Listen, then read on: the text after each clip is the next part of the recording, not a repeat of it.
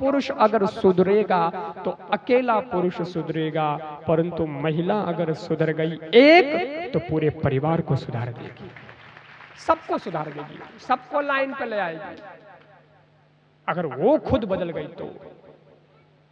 इसलिए आपसे कहता हूं कि आप में कुछ चीजें हैं, कुछ सामर्थ्य है। एक पंक्ति तो आपने पढ़ी होगी, सुनी होगी, बहुत चलती है कि भगवान सब जगह नहीं पहुंच सकता है तो भगवान ने मां बनाई।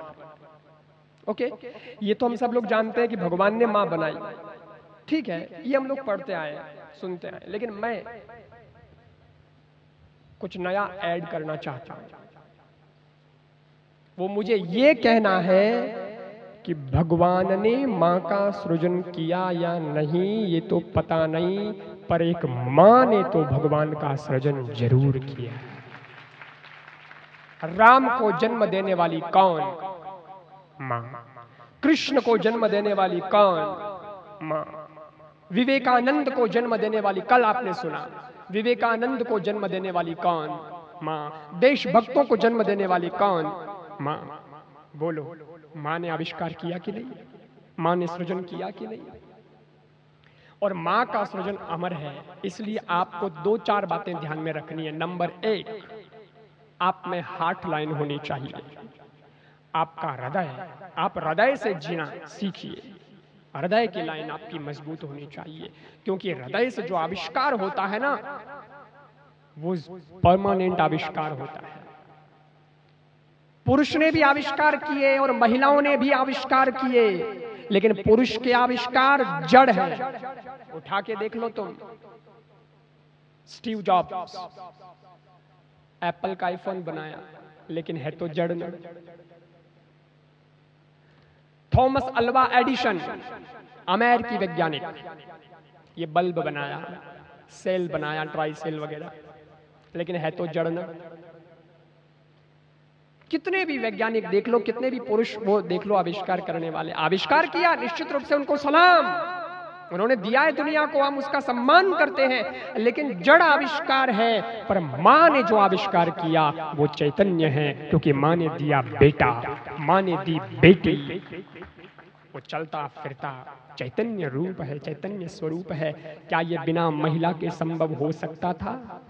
वो आविष्कार तो, वो मशीन तो, उसमें महिला की जरूरत नहीं, अकेला पुरुष कर दिखाए, लेकिन क्या बेटा बेटी बिना महिला के ये हो सकता है आविष्कार? बिना महिला की ये कल्पना नहीं हो सकती। ये उसका चैतन्य आविष्कार है। इसलिए कहता हूं मां वो हार्ट लाइन से जीना सीखे। लेकिन बहुत दुख की बात होती है कि ये सब घर में, परिवार में, इधर में उधर में ये इम्बैलेंस क्यों दिखाई दे रहा है? ये अशांति का माहौल, ये परिवार टूटते, संस्कृति बिखरती क्यों नजर आ रही है? उसकी वजह क्या है? माफ कीजिएगा मुझे, लेकिन मुझे बोलने दो, चाबी ने कभी हथौड़ा होने की कोशिश नहीं की, लेकिन आज की लड़कियों को, आज की महिलाओं को पुरुष बनाने का प्रयास किया जा रहा है। जबरदस्ती उनके मातृत्व को छीना जा रहा है, निकाला जा रहा है। और इसी वजह से जहां फेविकॉल का काम होना चाहिए था परिवार में, जहां टूट रही है चीज, उसको जोड़ने का काम होना चाहिए था, वो नहीं हो रहा है।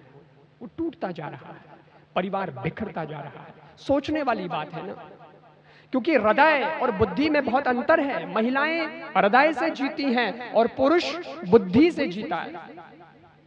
और याद रखना, जब तक बुद्धि हृदय के अंकुश में है तब तक परिवार जुड़ा रहेगा, लेकिन जिस दिन हृदय पर बुद्धि ने राज करना शुरू कर दिया, उस दिन परिवार टूटने लगेगा।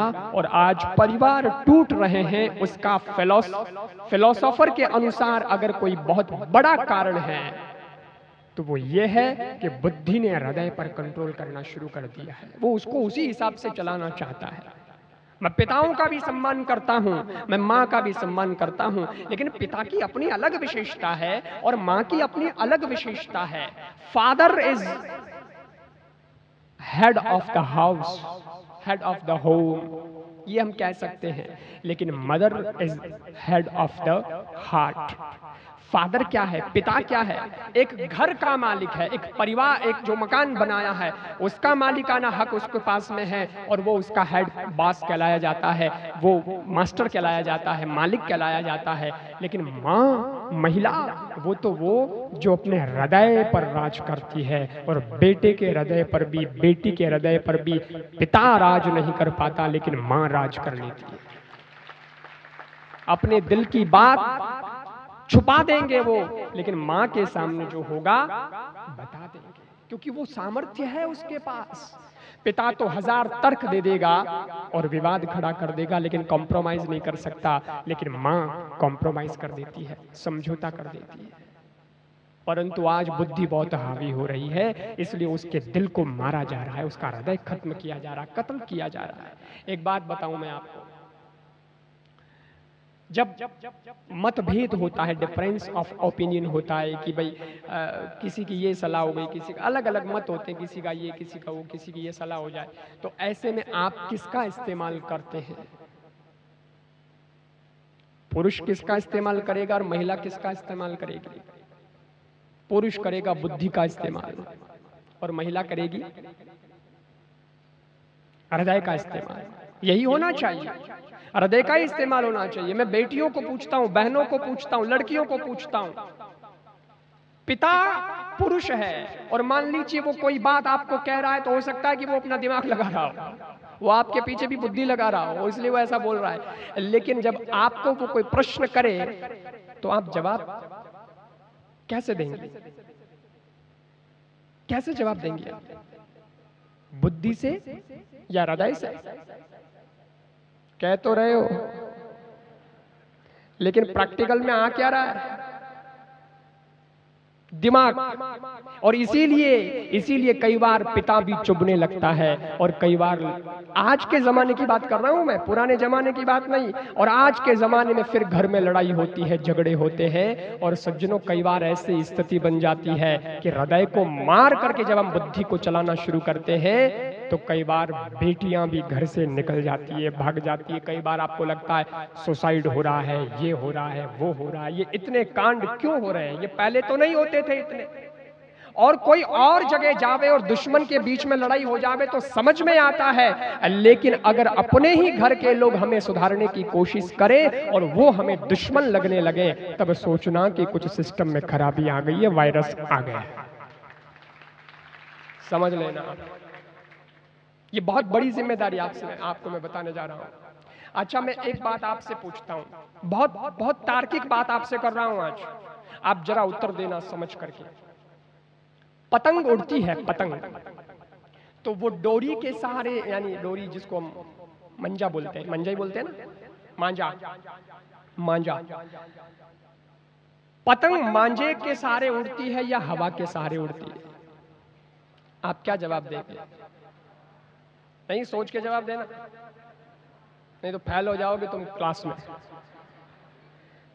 बोलो, पतंग मांझे से उड़ती है या हवा से?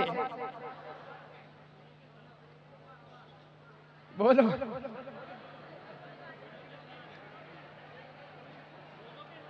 छोड़ो, मुझे ही उत्तर देना पड़ेगा। सुनो, पतंग हवा से उड़ती होती तो कोई मांझा रखता ही नहीं, क्योंकि मांझे का पैसा लगता है, हवा का पैसा नहीं लगता।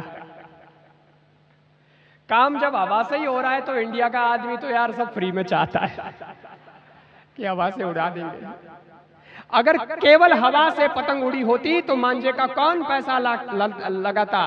पतंग ही लाता और सीधा उड़ाता। लेकिन और ध्यान दीजिएगा, बिना मांझे के जो पतंग हवा में उड़ती है और एक मांझे के सारे उसका जो उड़ाने वाला जानकार है, पतंग उड़ाने वाला, गुजरात वालों को तो बहुत आता है पतंग उड़ाना। 14 जनवरी है ना, आप लोगों को तो कहना ही क्या। और फिर अब जो जानकार है पतंग उड़ा, अब जैसे मैं हूं, मेरे को कोई पतंग मांझा दे देवे तो अपने को तो पतंग उड़ाना आता नहीं, ना हवा कुछ करेगी बेचारी, ना मांझा कुछ करेगा, आता ही नहीं, जब उड़ाना ही नहीं आता तो क्या उड़ाए। लेकिन आपको मांझा मिल जावे और पतंग मिल जावे, देखो हवा अगर 19-20 भी होगी, थोड़ी कम भी होगी, लेकिन पतंग उड़ाने वाले को बहुत अनुभव है कि पतंग को इस तरह से उड़ाया जाए तो थोड़ी ऊंची जा सकती है, मैं उड़ा सकता हूं क्योंकि मैंने बहुत अनुभव लिया है। तो वो मांझा और बढ़िया पतंग के सारे बिना थोड़ी बहुत हवा में भी उड़ा सकता है, लेकिन मांझा नहीं हो, खाली पतंग और हवा शानदार हो और वो पतंग उड़ भी जाए, कितनी देर उड़ेगी? कितनी देर? उस पतंग को न तो कोई दिशा का पता है, किधर उड़ना है, कुछ भी उसको मालूम नहीं है, वो ब्लाइंड पतंग है यार। और वो उड़ भी गई तो 2 मिनट तक तो भले ही किधर उधर उड़ जावे, लेकिन फिर नीचे गिरेगी। और नीचे गिरने पर भी ध्यान दीजिएगा, मांझे वाली जो पतंग होगी वो भी वापस आती है, लेकिन हाथ में आती है। लेकिन जो ये काटने वाली बात बीच में मत लाना तो, क्योंकि ये तो कलाकारी की कमजोरी है कि वो उसने ध्यान नहीं दिया, लापरवाही थी उसकी, जो दूसरे को चली गई। बाकी तो आ जाती है ना, होशियार होगा तो कटने थोड़ा ही देगा। लेकिन बिना मांझे की अगर हवा से उड़ रही पतंग है तो 2 मिनट तो उड़ेगी और फिर पता नहीं वो आग में जाके गिरेगी या किसी कंटकों में जाकर गिरेगी, फटेगी, लुटेगी, बर्बाद हो जाएगी, कुछ नहीं कहा जा सकता। मैं आपको पूछना चाहता हूं कि इस दुनिया में हम जो आए हैं, मैं भी बोलता हूं, चलो मैं भी एक पतंग हूं, यहाँ बहनें बैठी हैं, बेटे हैं, बेटियां हैं, सब हैं, हमारी भी उम्र पतंग जैसी, हम भी पतंग हैं। लेकिन आपने अपना मांझा किसको बनाया है? क्या आप हवा वाली पतंग हो या मांझे वाली पतंग हो? ये बताओ। तो क्यों डर डर के क्यों बोल रहे हो? मैं यही देख रहा हूं, मुझे यही समझना है, फिर डर किस बात का आपको? और 2-4 बोल रहे हैं, इसका मतलब कहीं ना कहीं चूक होती है। और मैं निवेदन करना, मैं आपको बताऊं ना, मेरा मंजा मेरा गुरु है, मेरी डोरी तो मेरी गुरु है, चलो बात पूरी हो गई। और उनके हाथ की मैं पतंग हूँ। मैं यही कहना चाहूँगा, वो जब चाहे मुझे उड़ाएं, वो जब चाहे तब मुझे उतारे, मुझे कोई तकलीफ नहीं है। लेकिन भरोसा है वो जब भी उड़ाएंगे मैं ऊंचे आकाश की ऊंचाई को प्राप्त करूंगा, मैं गगनचुंबी बनूंगा, क्योंकि मेरी डोरी उनके हाथ में है। भजन नहीं आया था, आप लोगों ने भी सुना होगा, सतगुरु मैं तेरी पतंग हवा बिच उड़ दी जावांगी। वाकई में।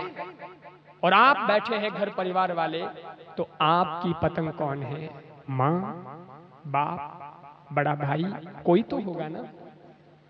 लेकिन सज्जनों, बहुत दुख की बात होती है कि जब कोई मांझा पतंग को खींचने की कोशिश करता है, उसको बचाने की कोशिश करता है कि कट जाएगी, आजा वापस, तब उसका मांझा होता नहीं है। बस दिखने को, कहने को है, हाँ पिताजी हैं, हाँ माताजी हैं, लेकिन जब मानते नहीं हैं बच्चे, तो सज्जनों यही स्थिति होती है कि वो किसी आग में जाकर गिरते हैं, कांटे में जाकर गिरते हैं, लुटे जाते हैं, इतने रेप हो जाते हैं, पता नहीं क्या क्या हो जाता है, जिंदगियां बर्बाद हो जाती है।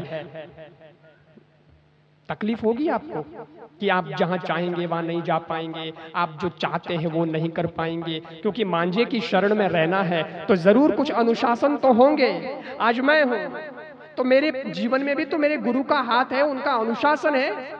ये थोड़ी है कि मन मर्जी जैसा ही कर लो। मैं तो थिएटर में नहीं जा सकता ना पिक्चर देखने के लिए, मैं तो कुछ मन पड़े जैसा नहीं कर सकता ना, मैं तो कोई आपकी तरह जींस टी शर्ट पहन के बाजार में नहीं घूम सकता ना, और मेरी उम्र के लड़के घूमते ही हैं। लेकिन अनुशासन है। अगर आप ये पक्ष देखते हैं तो जरा ये पक्ष भी तो देखिए ना, कि वो जींस वाले यहां तक भी तो नहीं पहुंचे, मैं आपसे इतना ऊंचा आया। कोई तो मांझा है, कोई तो मुझे ऊपर उड़ाने वाला है, किसी न किसी का तो सहारा है। मैं चाहता हूं आप सबके जिंदगी में माँ, बाप, आप जिससे भी बहुत ज्यादा प्रेम करते हैं, आप जिसके बहुत ज्यादा निकट हैं, उनको अपना मांझा बनाइए। मेरा विश्वास है कि आप भी आकाश की ऊंचाइयों को प्राप्त कर लेंगे। लोग आपकी ओर देखेंगे, कमाल है, कमाल है। बेटियों को ऐसा बनाइए और बेटों को भी इस प्रकार का बनाइए। फिर देखिए आप, कोई न कोई अंपायर तो होना चाहिए। देखिए, अंपायर तो होना चाहिए। क्रिकेट के अंदर सब कुछ होता है।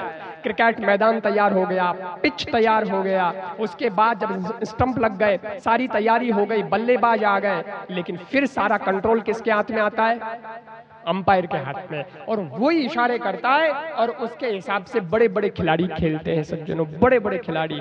अंपायर गलती करता नहीं है, उसका डिसीजन लगभग सही होता है, लेकिन कभी कभार इंसान है वो भी गलती कर दे और गलत हाथ उठ भी जावे तो भी खिलाड़ी तुरंत उसके कहते कि भाई आउट हो गया है, निर्णय मिल चुका है, तो वो भी तुरंत नीची गर्दन करके निकल जाता है। वो विवाद नहीं करता। क्रिकेट से बहुत कुछ सीखने जैसा है, वो विवाद नहीं करता, वो लड़ता नहीं है, और 40,000 की ऑडियंस बैठी है उसको देखने के लिए खिलाड़ी को, लेकिन विराट कोहली को निकलना पड़ता है कि साहब अंपायर की अंगुली उठ गई। क्या हमारे अंदर ये ताकत है कि हम अपने माँ बाप के दिल के ऊपर से जाएंगे कभी, कि नहीं उनके वो कुछ भी कह दे लेकिन हम हमारी मर्जी की करेंगे? और क्या बोलती है लड़कियां और लड़के? मैं बोलता हूं किसी को तो अंपायर बनाओ, माँ को बना लो, बाप को बना लो, जो तुम्हारी इच्छा वो बना लो। या तुम माँ बाप को भी अगर नहीं समझते हो, वो कह दो माँ बाप को तो कुछ मालूम ही नहीं चलता, वो तो कभी डिसीजन लेने लायक ही नहीं, कोई बात नहीं। लेकिन मैंने कहा कोई भी है, तुम्हें लगता है कि ये मेरे घर का हितैषी है, ये मुझे बिल्कुल सही राह देगा, तो उसको तुम अंपायर बना लो। क्या बोलते? क्या अंपायर बनाना उनको? और माँ बाप को क्या अंपायर बनाना? मेरे माँ बाप तो बहुत पुराने जमाने के हैं, वो तो बहुत ऑर्थोडॉक्स है। मैंने पलट के जवाब दिया, मैंने कहा ऑर्थोडॉक्स है तो बहुत बढ़िया है, ऑर्थोडॉक्स है, देखो मैं समझना इस बात को, ऑर्थोडॉक्स है तो बहुत बढ़िया है, परंपरावादी है तो बहुत अच्छे हैं, इसीलिए तो तेरा जन्म इस दुनिया में हुआ है, वरना आज तो मॉडर्न युग है, एबॉर्शन का जमाना है। वो अगर नए जमाने के होते तो एबॉर्शन करवा लेते, तेरा जन्म ही नहीं होता। और तुम बात करते हो कि वो ऑर्थोडॉक्स है। मैंने कल कृष्ण की बात करी थी, मैं आज उसका उत्तर दूंगा कि लोग कहते हैं कृष्ण भगवान आए, तब तो उन्होंने कह दिया था कि यदा यदा ही धर्मस्य ग्लानिर्भवति भारत, कि कृष्ण धर्म की हानि होने पर आते, तो आज कितनी धर्म की हानि हो रही, फिर आज कृष्ण क्यों नहीं आते? पूछा गया कृष्ण से फोन करके, क्यों नहीं आते, अब कहाँ चले गए तुम, खाली उपदेश ही देते हो कि कुछ करते हो? कृष्ण ने कहा नहीं साहब, मैंने 100 बार आने की कोशिश की है, लेकिन हर बार एबॉर्शन करवा दिया गया। इस कलयुग में मैं आऊं तो आऊं कैसे? मैंने आने का ट्राई तो बहुत किया था, ये जमाना आ गया है, तो बोलो अब कृष्ण भी कैसे आएगा, अब राधा भी कैसे आएगी सज्जनों? लेकिन ऐसे जमाने में अगर हमारा जन्म हुआ है, इस दुनिया में हम आए हैं, वो माँ बाप भले ही कुछ ना जानते होंगे, पढ़ाई लिखाई में आपसे ज्यादा नहीं होंगे, लेकिन फिर भी उन्होंने आपको जन्म दिया है, तो समझना कि उनका बहुत बड़ा उपकार है। उनका आदर करना ये हमारा फर्ज बनता है, उनको जिंदगी की डोरी सौंपना ये हमारा कर्तव्य बनता है, इसलिए अंपायर बनाओ। और दूसरी बात कहना चाहता हूं, हार्ट लाइन की एक बात कही, और अंतिम बात यह है कि होल्ड लाइन, कहीं रुकने का भी तो रखो। ये सब जवानों की बात बता रहा हूं मैं आपको, कि जवानों को कहता हूं कहीं तो रुको, जो मन पड़े वही कर रहे हो। मेरे मन में ही आ गया मेरे को ये करना है, मेरे तो मन में आ गया इसलिए मेरे को ये भी करना है। अरे भैया, मन में आना अलग चीज है, मन में तो कुछ भी आ सकता है, ये मन तो सबसे बड़ा बेईमान है। मन में तो कुछ भी आ सकता है, बुरे से बुरा मन में आ जाएगा, किसी को देखोगे तो भी मन में। एक बात बताऊं, दूसरा आदमी अगर गलत रास्ते से पैसा कमा रहा है और बहुत गजब पैसा कमा रहा है, तो हमारे मन में उसके सुख को देख करके, उसके बंगले में ये सब देख करके, कारे बारे इतना बड़ा बढ़िया सब कुछ देख करके, कई बार हमारे मन में ये भी आ जाता है, तो मैं भी ये रास्ता पकड़ लूं, ठीक रहेगा। मन में आ गया तो क्या हम क्या गलत रास्ता पकड़ेंगे? किसी ने पकड़ लिया है तो क्या हमारे अंदर दिमाग नहीं है कि मुझे कौन सा रास्ता पकड़ना है, मेरे माँ बाप के आगे पिछले संस्कार क्या है, मैं किस खानदान से हूँ, किस समाज से हूँ, और मेरी रेपुटेशन क्या है? भाई मैं ऐसा क्यों कर सकता हूँ, 2 रोटी मुझे इसमें मिलती है, लेकिन मैं गलत राह पर तो नहीं जा सकता। मैं गलत राह, कहीं तो रुकने की कोशिश करो। गाड़ी बहुत बढ़िया है, स्पीड बहुत बढ़िया है, चल रही है, लेकिन एक्सीलेटर होता है उसमें। और एक बात बताऊं, टेक्नोलॉजी बहुत बढ़ गई, तो ऑटोमेटिक गियर वाली गाड़ी आ गई, उसमें क्लच होता ही नहीं। लेकिन आज तक आपने ऐसी कोई गाड़ी देखी जिसमें ब्रेक ना हो, क्लच भले ही ना हो सकता है आने वाले जमाने में वो गियर भी ना हो, पता नहीं ऐसा कोई अंदर ही सिस्टम कर दे कि सब अंदर से बदलता रहेगा, और वो भी नहीं दिखाई दे आपको गियर भी। लेकिन गियर ना दिखाई दे तो भी चलेगा, परंतु कम से कम ब्रेक के बिना तो नहीं चलेगा ना। इसलिए गाड़ी की स्पीड भले ही हो, लेकिन कहीं न कहीं जाकर वो भी तो रुकेगी। और ऑटोमेटिक वाली गाड़ी को एक्सीडेंट हो सकता है, क्योंकि वो रुकती नहीं है। वो जो जहां तहां कहीं बछड़े खा के अपने आप रुक जावे तो अलग बात है, लेकिन तुमको तो भगवान ने आंखें दी है, तुमको तो ड्राइविंग करनी भी आती है, तुम्हारे तो पैर भी है, तुमको पता है कि यहाँ एक्सीलेटर दबाना है और यहाँ ब्रेक देना है। तो मेरी गुजारिश इतनी है कि एक्सीलेटर जरूर दबाना, तुमको जहां जाना है वहां जाना, अपनी स्पीड भी बढ़ाना, लेकिन जहां तुमको लगे कि यहां एक्सीडेंट हो सकता है, तुरंत पैर जीवन के ब्रेक पर दे देना कि नहीं, मेरी आत्मा अलाउ नहीं करती, मैं ये नहीं कर सकता या ये मैं नहीं कर सकती। फिर देखना तुम्हारी जिंदगी की गाड़ी में मेंटेनेंस का खर्चा भी नहीं आएगा और गाड़ी टूटेगी फूटेगी भी नहीं। इज्जत हो जाएगी, जिंदगी की गाड़ी की इज्जत हो जाएगी। हॉल्ट लाइन रखो। कहीं न कहीं लक्ष्मण रेखा हम बात करते हैं, लक्ष्मण रेखा उस जमाने में सज्जनों, लक्ष्मण ने लक्ष्मण रेखा सीता के लिए खींची थी। तो सज्जनों, इस जमाने के अंदर तो लक्ष्मण रेखा की बहुत महत्व की आवश्यकता है, बहुत गजब की आवश्यकता है, और मर्यादा की रेखा होनी चाहिए, मर्यादा की रेखा। क्योंकि जितनी भी लोगों ने बड़ी बड़ी मंजिलें तय की है ना, वो मर्यादा में रह करके तय की है। आपको मैं बताऊं, सचिन तेंदुलकर ने 200 रन बनाए वनडे मैच में और एक बहुत गजब का इतिहास रच दिया। और वो 200 मैच खेलता है, फिर वो संन्यास लेता है क्रिकेट जगत से। तो संन्यास लेता है तो वो मैदान को प्रणाम नहीं करता, वो उस पिच के ऊपर अपना माथा रखता है, उसे प्रणाम करता है। सचिन से पूछा गया, पिच को प्रणाम करने का क्या मतलब है? सचिन ने कहा, ये पिच ही तो है जिसने मेरा करियर बनाया है। 22 गज का ये भाग, जो क्रिकेट प्रेमी है उनको पता होगा, पिच की जो 20 मीटर की साइज होती है वो 22 गज का होता है। सचिन ने कहा कि मैं जिंदगी में इतने साल का हो चुका हूं, मैंने इतने शतक लगाए हैं, हजारों रन मैंने बनाए हैं, लेकिन इससे बाहर नहीं, इसके अंदर दौड़ा हूं, तब ही जाकर के मैंने ये सारे रिकॉर्ड प्राप्त किए हैं। वैसे जिंदगी के अंदर भी अपने पिच का ध्यान रखना, दौड़ो, खूब दौड़ो, तेंदुलकर की तरह रिकॉर्ड बनाओ, लेकिन मर्यादा के पिच से बाहर कभी मत होना, वरना आउट हो जाओ।